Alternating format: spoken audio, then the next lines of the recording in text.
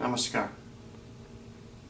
This is the last one or web clip in this series about seated posture modifications. Obviously there are many more. The first questions, the original questions about these came through the forum. And I would encourage anyone who is watching to use the forum, because this gives you, for example, a chance to see not just an answer in print, but to actually bring what we're talking about to life. So, the last one that we're doing on this series was staff pose, also known as Dandasana. And this pose is actually a very nice pose for, in some ways, if we were to look at it, it's a form of a seated mountain.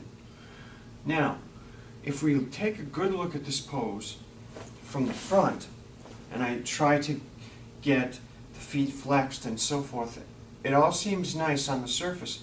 But if I have somebody who has back problems and they're also having quite a bit of difficulty just being down here on the ground and everything's shaking, why not make it easier for them? So what I'm going to do is make a few modifications to this, and I'm going to say, today I'm 54, but I'm preparing for somebody who maybe is 20 years older and who their spine might not be in optimum condition. They've practiced yoga before, and the thing is, they're having some difficulty at this point doing what they once did. So, come on around to the side. What I'm doing is I'm setting up 2 blocks, and I'm also using that blanket that we used last week. And I'm coming around behind, and I'm going to get it right under the edge of the sit bones. Okay. From here, I might make a physical assist or have somebody do it against the wall. You need flat walls in order to do that.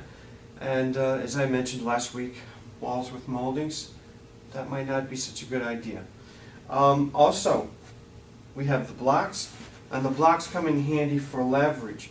So I could use the blocks this way, or if you have long arms, now this depended on the person's body. So if they have long arms, they're not going to have a problem. They may not need the blocks at all. And so what happens then, I would suggest pointing the fingers forward, using everything for leverage, and here they are. They could bring the hands really close to the body, or, in some cases they may have to bring the hands out a little bit more for some leverage. Whenever you're making modifications, you have to adjust them for whoever the student is. And in some cases, a student may be kind of thick in the back to start with. That's one thing to be considered. For example, maybe it's a male who had a job and he worked construction all his life. He's going to have thick back muscles usually. And in such a case, what's going to happen is we're going to have to try to adjust accordingly. Now, there's another thing. What if someone has osteoarthritis or osteoporosis?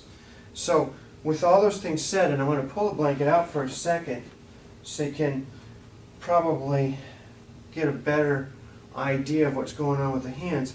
You have a choice here of in pretty close. The elbow should be bent, never locked. The back as straight as we can. Either we adjust it by modifying, which I will be showing later on, and also using a wall, having a wall where they can lean into it. The one thing that shouldn't make contact with the wall is the head. So when we do use the wall, the head shouldn't make contact. The head is just slightly forward, probably a small space. Also, the blocks would be for someone, for some reason or another, their arms do not allow them to do this easily. Okay? Some people have longer arms, some people have shorter arms. With that said, I want to wish all of you a nice week, and to have a good one, and Om Shanti.